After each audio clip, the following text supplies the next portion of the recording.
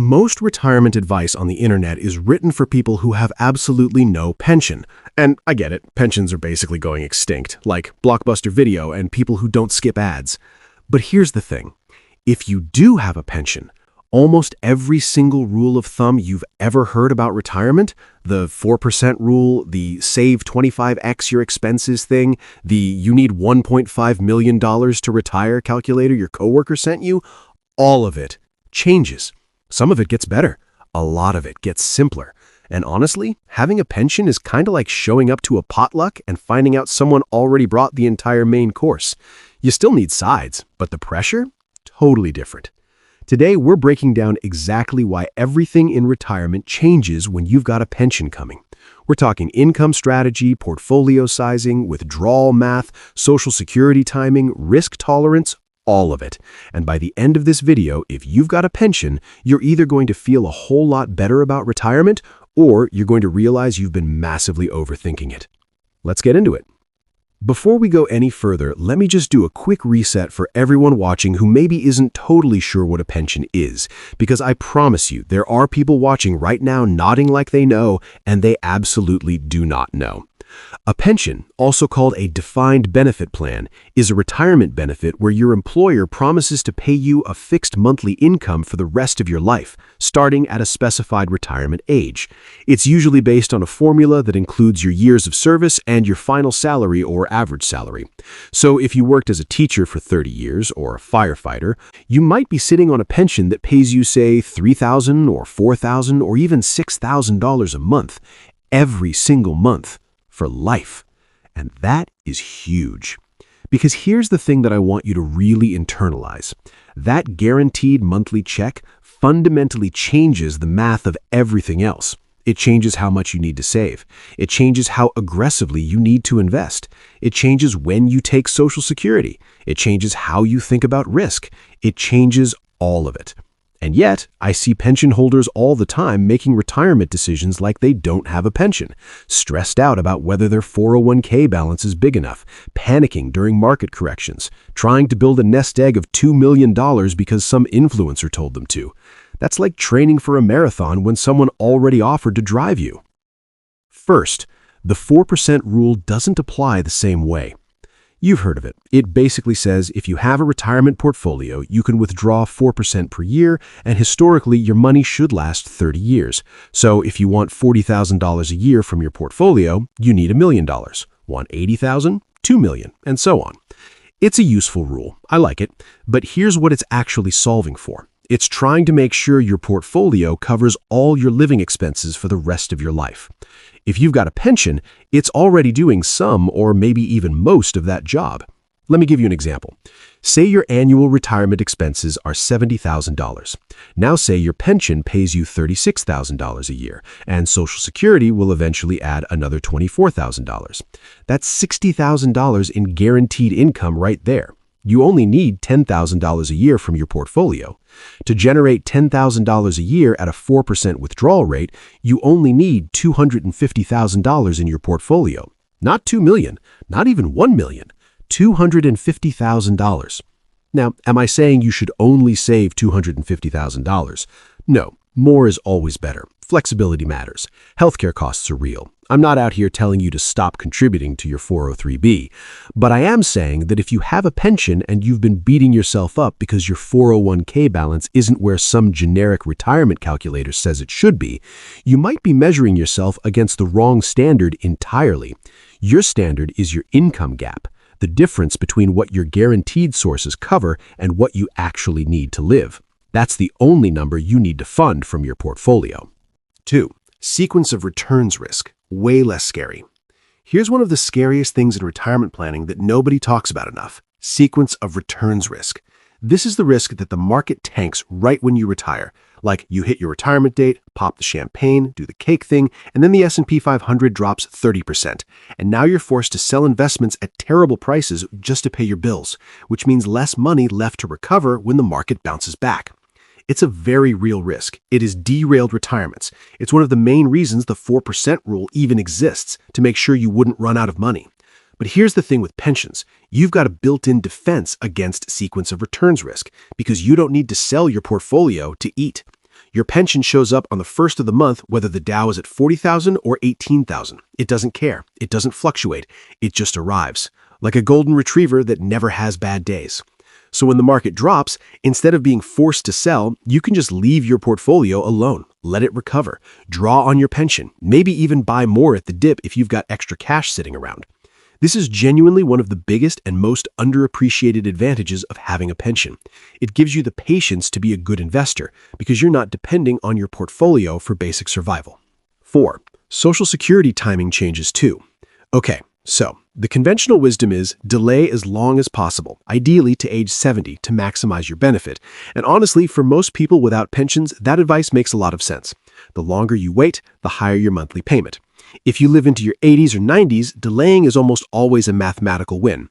But when you've got a pension, the calculus shifts a little. First, your pension might already be covering most of your income needs, so you might not need the maximized Social Security benefit urgently. You have flexibility.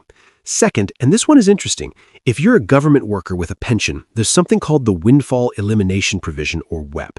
This is basically the government's way of saying, hey, you got a pension from a job where you didn't pay into Social Security, so we're going to reduce your Social Security benefit. Charming, right? Super fun. Love it when acronyms complicate my retirement. If WEP applies to you, your Social Security benefit is already going to be lower than the standard formula would suggest, which might actually change the delay calculus.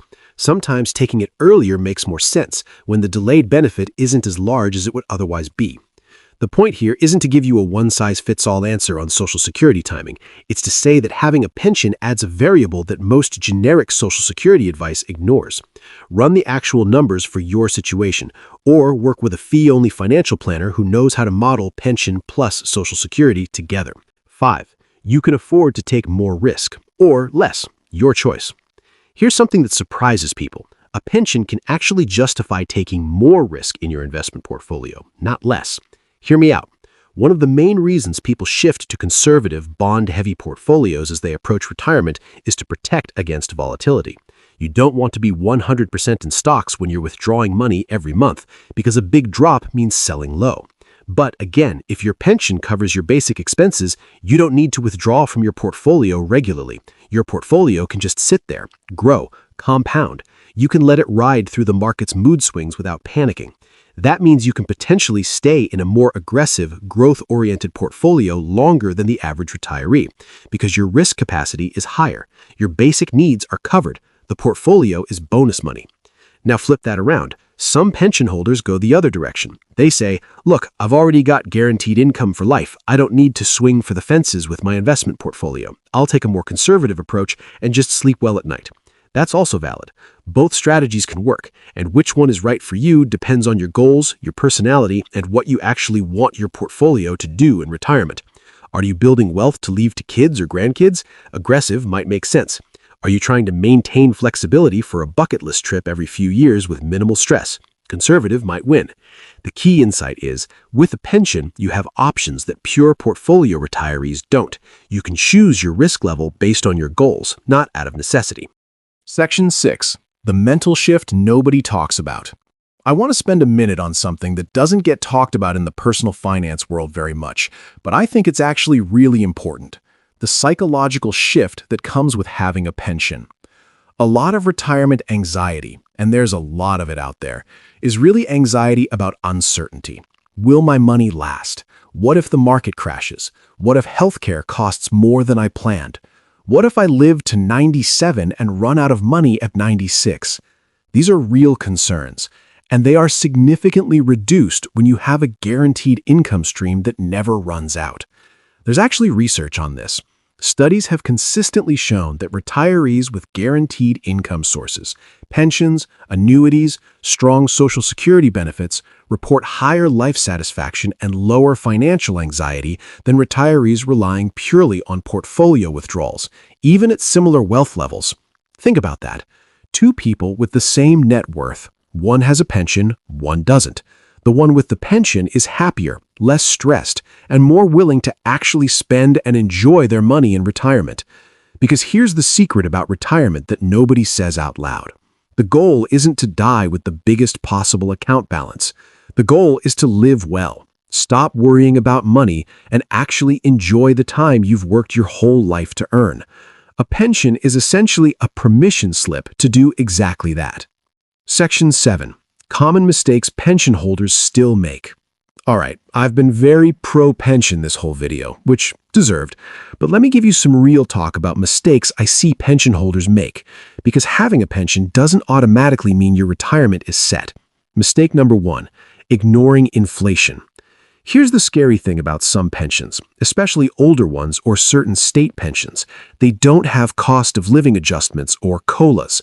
That means if your pension pays you $3,000 a month today, it might still be paying you $3,000 in 20 years. But $3,000 in 20 years is going to buy a lot less than $3,000 today. Inflation is slow, quiet, and absolutely merciless. Know whether your pension has a COLA. If it doesn't, your portfolio needs to pick up more of the inflation slack over time. Mistake number 2, not understanding survivor benefits. If you're married, this is critical. Most pensions offer different payout options, a higher monthly amount that stops when you die, or a lower monthly amount that continues to your spouse after you're gone. I have seen people take the higher amount without fully thinking through what happens if they die first and leave their spouse with no income. Please understand your pension survivor benefit options before you retire. This is not a decision you can undo. Mistake number 3. Treating the pension as enough and not saving anything else. Yes, a pension is amazing. Yes, it covers a lot. But healthcare, long-term care, home repairs, helping kids or grandkids, travel, unexpected stuff, life is expensive and frequently surprising, usually in the direction of costing more money.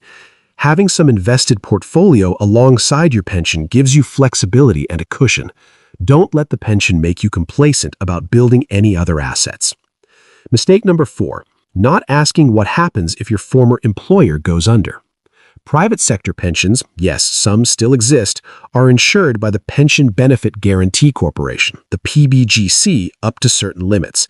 As of 2026, the maximum guaranteed benefit for someone retiring at 65 is $93,477 a year, or roughly $7,790 a month. If your pension falls below that, you're largely covered even if your employer goes belly up. Government pensions, federal, state, and local, are generally more secure and backed by the full taxing authority of the government. But it's still worth understanding exactly what protections apply to yours. Boring? Yes. Important? Extremely. Okay, let's land this plane. If you've got a pension coming in retirement, you are genuinely in an enviable position. Not because you don't need to think about money. You do, but because the foundation of your retirement income is already built. The floor is in.